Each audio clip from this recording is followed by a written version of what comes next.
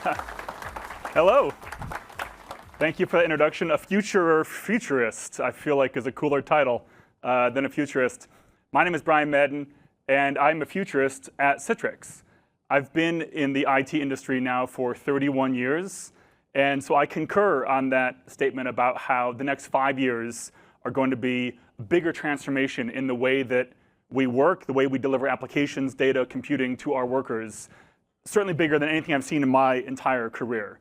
And so now I'm going to be talking about the next 12-month window of that, because I feel like a lot of presentations, when people talk about AI and artificial intelligence, it's like really, really futuristic and how things are going to be in 10 years or 5 years, which is fine. That's kind of fun or maybe scary to think about. But I think what's more practical is, like, what does this mean for my job today? Like, what do I actually need to know? Like, what do I need to do this month, next month, into 2026? So that's why I'm going to mostly focus on the next 12 to 18 months. And again, we're talking about artificial intelligence. You know, most IT-led AI projects fall into two categories. They're either horizontal across the whole organization, but they're very shallow. This is like chatbots and co-pilots and things you do. These are not transforming the business, but you're deploying them to everybody, kind of saying, good luck, figure out how it works. The next type of AI project that IT delivers is vertical and deep. And so these are like line of business specific systems. These are things that you take one area of your business, we say we're going to redo this whole thing with AI.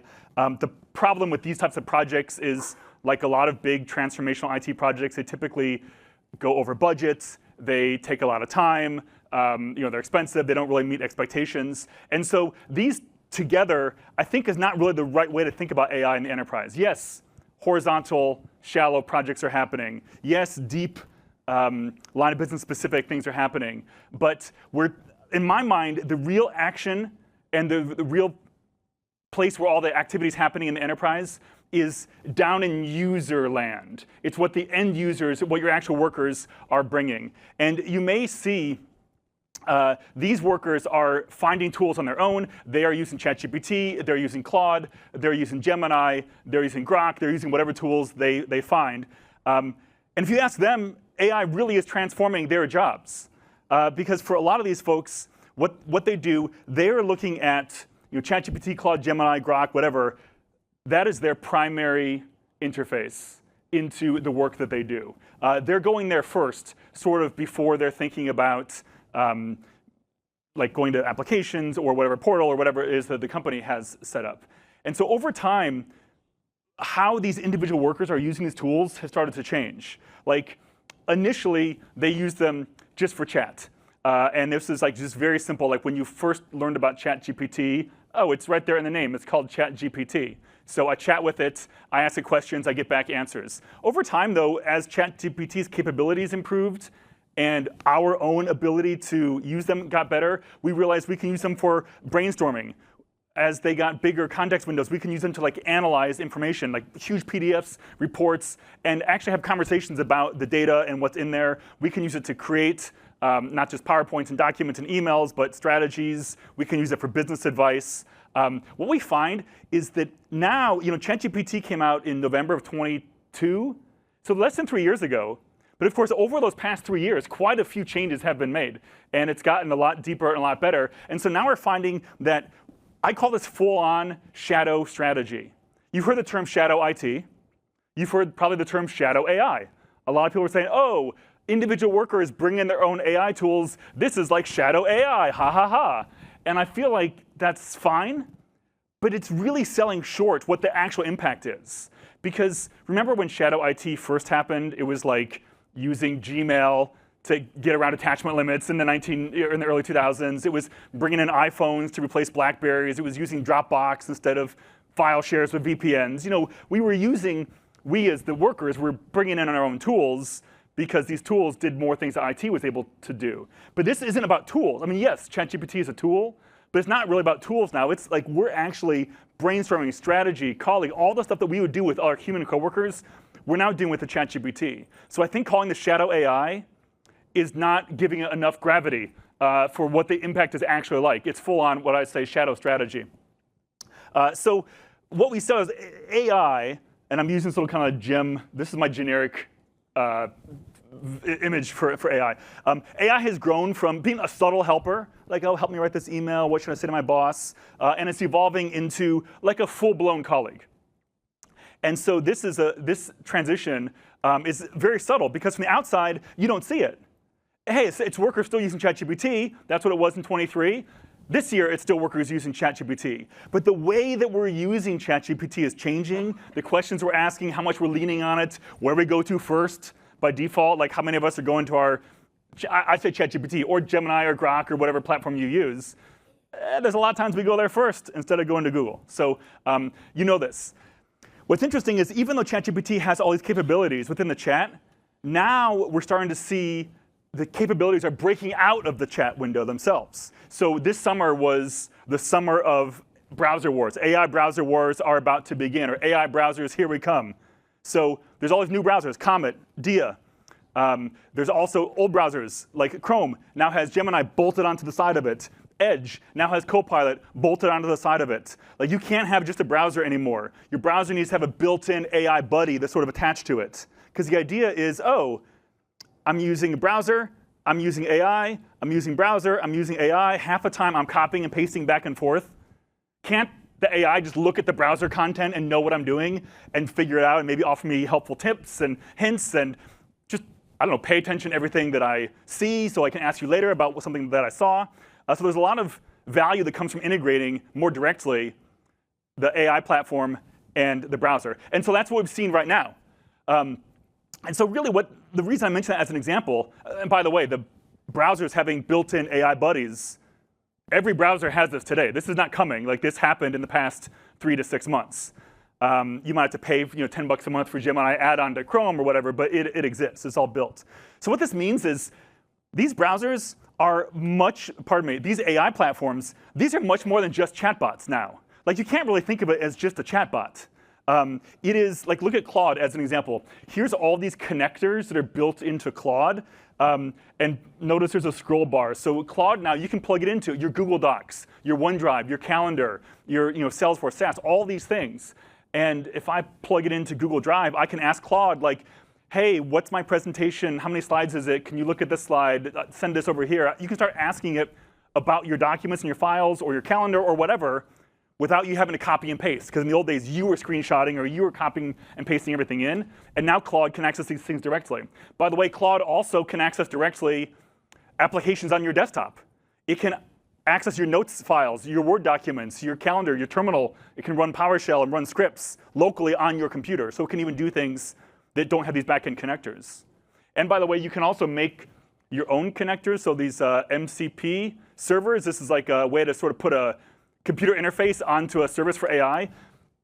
Any connector that Claude doesn't have in the box, you can plug into any random MCP server in the world. So really, the infrastructure for connecting these AIs into the applications is being built out right now. By the way, not just Claude. ChatGPT has apps they announced a few weeks ago also being added into ChatGPT. This is happening in all the platforms. So these things are so much more than just chatbots. In fact, I don't even want to call them chatbots. I don't know if I want to call large language models. No. What do we call them instead? There's a lot of proposals out there. Are they AI productivity platforms? Are they agent platforms? Are they AI? Oh my God, I can't even say that out loud. That's a real term, though, that people are saying, oh, these are in the AI OS. I'm like, please, no. I'm sure that's probably what it's going to be called. So whatever these things are, the bottom line is these tools are becoming the gateway to work for human knowledge workers. This is one of the big things I want you all to take away from this, is it's not just another application. It's not like my apps are, I use Word and browser and PowerPoint and Excel and Claude. It's like, no, like, man, I use Claude. And I only drop down into the applications if Claude can't do what I want to do. Or ChatGPT or Copilot or, again, whatever that is. But it's like, Claude's my buddy. And I'm going there for everything. And then it is going to access these other things kind of behind the scenes. Because that's what I showed. I showed you these connectors, right? So workers are talking to the AI platforms. The AI platform is going to connect back into Google or Microsoft or whatever business apps I need. And it kind of does that on its own. I don't even need to ask. I mean, maybe I will ask about a file. But I can ask it a question. Like, it's AI, right? So it should figure out, oh, I need he's asking a question about a calendar. Oh, I see his calendar is connected. Let me check. And he probably wants me to do that. So these things, even when they connect, is so I can talk to my AI, and then the AI is going to go back to these modern applications. Of course, what about old applications that don't have these connectors? Like only modern applications have these connectors. So what do I do with these old ones? How does that work? These old ones, well, let's look at the next thing. Introducing ChatGPT agent, bridging research and action. So this is, again, I don't know what's the date in there, July. So what, 4 months ago, 5 months ago? Like, now, ChatGPT and these other platforms, they can actually use a web browser. I told you before, every browser has a little chatbot buddy built on the side, and you're like, browser, chatbot. Well, now it's like when you talk to your parents, and you're like, just don't touch the mouse. Let me do it for you. So now the chatbots can actually drive your browser for you. So any applications that don't have these modern interfaces, no problem. It's a website. Your old like Oracle financials, expense system, or whatever travel system that is like crazy to use. Hey, set the robot on it, and the robot can go all day and scroll through 10 million cities to find the one you're trying to go to and do your expense reports for you and things. So now these AI platforms have the ability to actually operate browsers for us. So if we look back at this model, our workers are talking to the AI platforms are talking to new apps, AI platforms are talking to web applications. That's awesome. OK, what's next? How about applications that don't have connectors or web interfaces? Like all of your old desktop applications, which I get it, there's not a lot of desktop apps anymore, but there's some. And there's some times when you need a desktop because of some workflow. It's like, oh, this thing, I have to go in Excel, then edit these things and put it into the data thing. And I have to kind of do that like on a desktop, right? I can't wire that all together in the cloud or whatever. So there is still a time when we need to use a desktop computer, whether it's for old applications or just some kind of workflows that require that interactivity. So how does AI deal with that? Well, wait for it. There's a thing called computer using agents. And I just threw all these onto, like all the AI vendors do these, right? So Anthropic has Claude computer use. Microsoft has a whole bunch of different ones. OpenAI, computer using agents. This is where the actual AI can literally use your computer like in the same way that a human does. Like it can operate the mouse. It can look at the screen, move the mouse, click around. And it's funny, because you can see videos of this online. The videos are so lame. It's like, look at this. Here's a video of Excel, and look at the mouse moving, and it's typing. And it's like, yeah, my kid does that. It's like, no, but this one was done by an AI. But you can't tell in the video, right? So I can't show you videos to prove this is real, but I can give you these other ways to prove. There's a benchmark called OSWorld. So this is an open source benchmark, and it's a bucket of like 360 tasks in a desktop environment. And it's got English language, like, OK, take this file, open it, edit this, send it to Bob. Change the background color, update the time zone, change this over here, move this. It's just a whole bunch of tasks that are written in English. And then these benchmarks, it runs through it. And then the ones you get right, you get a yes. If you don't do it, it's a no. So this came out in April 24, so 18 months ago.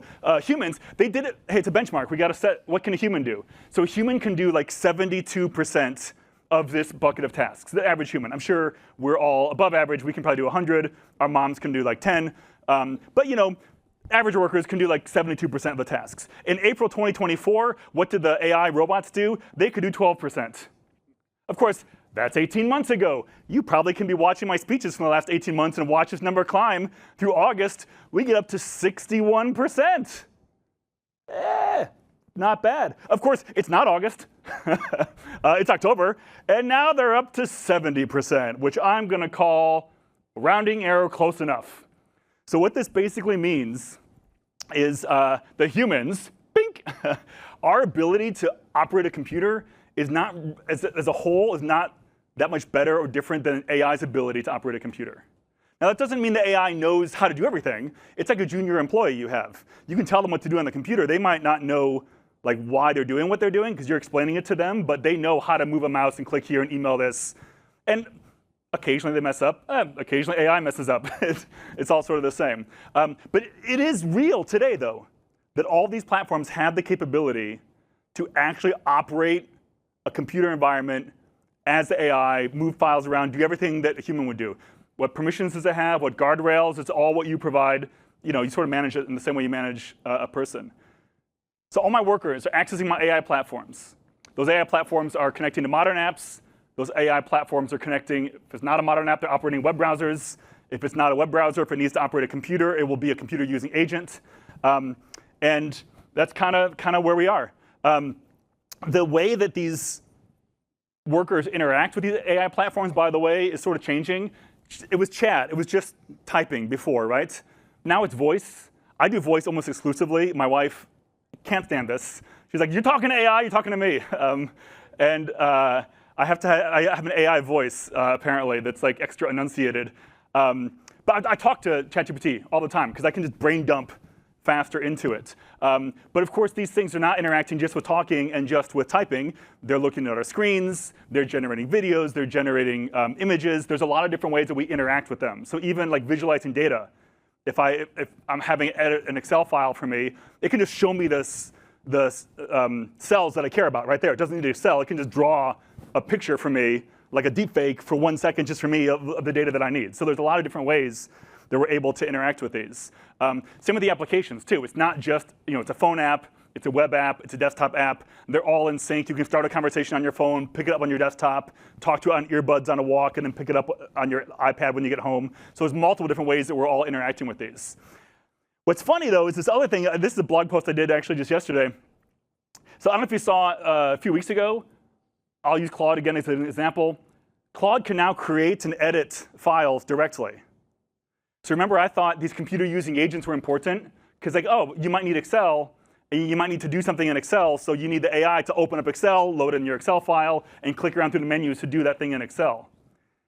It turns out that Excel files are just XML open data formats, and AI is like really smart. And so now the AI, it doesn't even need Excel. It can just, you tell me what you want out of that file. You want what data you want, what you want me to do with it. You want to change the rows, the formatting. You want to make a report, add a chart. Yeah, I can do that. But it's actually editing the Excel file directly, like CRISPR gene editing. It is no longer opening Excel and navigating it through that. And by the way, this also applies to Word, PowerPoint, PDFs, code that you're writing. In a lot of cases, the capabilities of the application, its real value was just to have these capabilities and then have a user interface that we humans could understand. Well, if AI has its own capabilities, it doesn't need the user interface. And so I don't even know if AI needs these desktop applications anymore. Like there's this, I'm calling this like the post-application realization, and there's like a 4-step process that I went through. Stage 1, we need Excel because it's important. I mean, I've been saying that for 31 years. Ha ha ha, I work at Citrix. We can help you deliver Excel to any device, anytime, whatever. But we need Excel because Excel is important. And then, so for me, hey, what does that worldview beget in the land of artificial intelligence? I'm like, oh, the artificial intelligence will just operate Excel for us because we need Excel because Excel is important. It says right here. So the AI is going to operate Excel for us. But then I'm like, wait, this is last week. Wait. Why does the AI need Excel exactly if it can manipulate these Excel files directly? And it's like, well, what if I have to see something visually? Well, the AI can draw things. If the AI can draw Superman and the Pope in a puffy coat, it can sure draw a chart of the data of your spreadsheet, no problem. So yeah, why do I need Excel? Huh. And that means, do I need any of these apps? Or do I just need access to their file formats or the data formats or whatever's in the back end? Because the applications, the way we manage applications are like how we manage data. The data is still important. I still have permissions. I still want audits. I still want DLP. But that's kind of like wrapping around the data. That's not a feature of the application per se. So I can get that without having these applications. It's funny because I did a blog post a few weeks ago about this similar topic where think about how this fits into this overall picture here. So my AI platform is doing modern apps via connectors. It's doing web apps by controlling a web browser. It's doing desktop applications by driving a desktop. And now I can add, or it's like skipping the apps and manipulating the files or data directly. And what's interesting here is the evolution of this for everybody is the same way that ChatGPT evolved for us. When you first used ChatGPT, that was cool. You had it write some dirty limericks.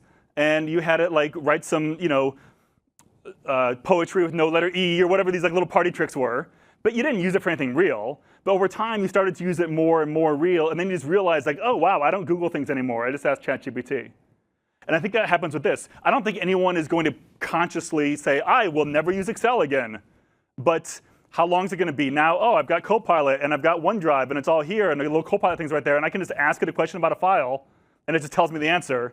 And I didn't have to open Excel and do it. And it didn't have to open Excel and do it. So like, that's going to be the baby step that's going to be bit by bit by bit. Then I'm going to start creating automations where I say, hey, every morning, look at this spreadsheet, or look at this data, wherever this data lives, and build me a spreadsheet, and then email it to these people. And now that happens, and I'm not doing it anymore. By the way, is that an application I just created? Yes. Do I manage that application? I mean, it has permissions, it has files, it operates, it does a lot of things. Of course, in the old days, applications were important. We spent money on applications. We bought licenses and paid for support and had to approve applications and test them and make sure they're good and do security audits.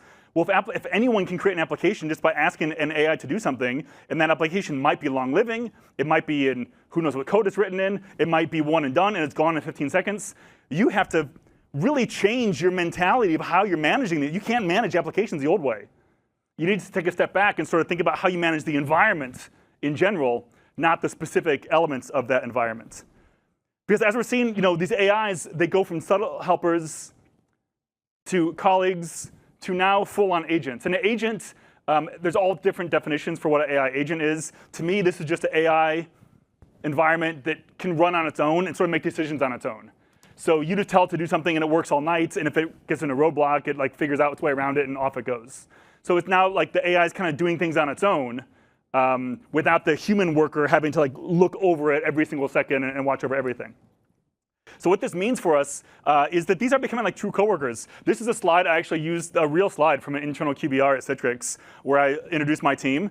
And everyone else, I'm an individual contributor, humble brag. But everyone else had their whole teams written out. And so I was like, well, I mean, really, I have ChatGPT and Claude and all these things, who I really use in the way that a lot of people work with coworkers. So workers in the age of AI, the way that's happening is don't think about AI as an application. Think about it as like an extension of a worker. Every worker is going to bring their own AI. They're going to use it in their own way. Like I might like ChatGPT, maybe you like Claude, that's all fine. We'll use different AIs for different purposes. So you really have to consider that your workers will have their own AIs, and the workers themselves are sort of a combination of these AIs and the human workers. The important thing for this is that which AI platforms you use and how you use them cannot come down from the top. If you say, we are going to use ChatGPT at our company. We just bought an enterprise license, and everyone's using that. That's going to fail in the same way if you just say a corporate standard desktop. Like, oh, here's my one laptop. Everyone gets the same laptop. Now, some companies have reasons to do that. Maybe it's for security or purchasing or other requirements. But a lot of companies embrace like a BYO. Yeah, there's standards. It has to meet these security standards. You have to put our agent on it. But you can use a Mac or Windows. I don't really care. And I think the same thing is emerging in the AI space. So what's going to happen is the individual workers, you're all going to use different platforms that you want to use yourself. And you'll use them for different reasons, for different things. A lot of individual workers might pay for them on their own. People are like, what, I got to buy my own AI? I'm like, I don't know. You pay for your own iPhone. Maybe there's a stipend, whatever. Like, that's fine. And so the individual workers are going to bring the AIs that they want. And then as a company, we look at protecting our corporate assets collectively against sort of all these agents coming in the same way we do with people. So we have guardrails for people. We have audits. We have data loss prevention. We can record screens. All these things that we can do to ensure that humans are very secure, we can also apply to these AIs. So moving forward, our human workers are going to be using these AI platforms. These AI platforms then are connecting to the back-end workspace where your applications are. The AI between the humans and the AIs, it's going to be whatever the human wants at that time. It might be a keyboard, mouse, and monitor that they use it with. And they might be video chatting with the AI avatar that's not even real. It's just like a colleague that is your AI that's looking like that. They might be using earbuds while they're mobile. They might be using whatever device you have. It's your AI is in your head, but now I'm right here at the hotel, and I just connect my phone to my screen, and it's like showing me the results of my spreadsheet or whatever that is. It will build on demand the interfaces that you need. And then, of course, the AI in the back end, hey, it's going to talk via APIs. agent-to-agent, model context protocol.